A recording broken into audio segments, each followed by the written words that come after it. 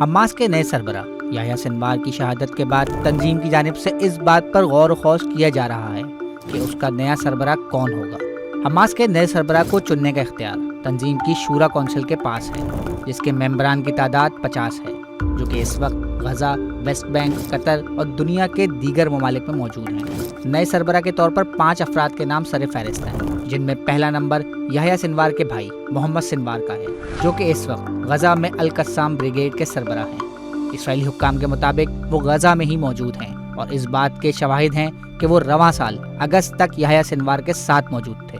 یحییٰ سنوار کی طرح محمد سنوار بھی ایک سخت گیر رہنما تصور کیے جاتے ہیں اور ان کی کوئی حالیہ تصویر اسرائیلی حکام کے پاس موجود نہیں۔ ماضی میں حماس کے پولیٹیکل بیورو کے سربراہ کے طور پر کام کرنے والے خالد مشعل بھی حماس کے نئے سربراہ کے طور پر مضبوط امیدوار ہیں۔ وہ اس وقت قطر میں موجود ہیں۔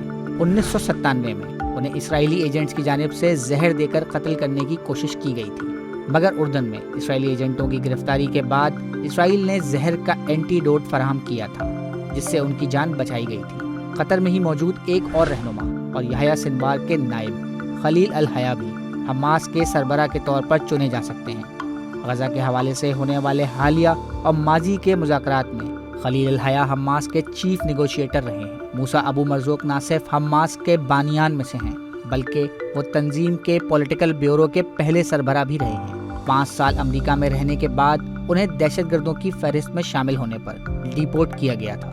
محمد اسماعیل درویش حماس کی شورا کونسل کے سربراہ محمد اسماعیل درویش بھی نئے سربراہ کی فہرست میں شامل ہیں۔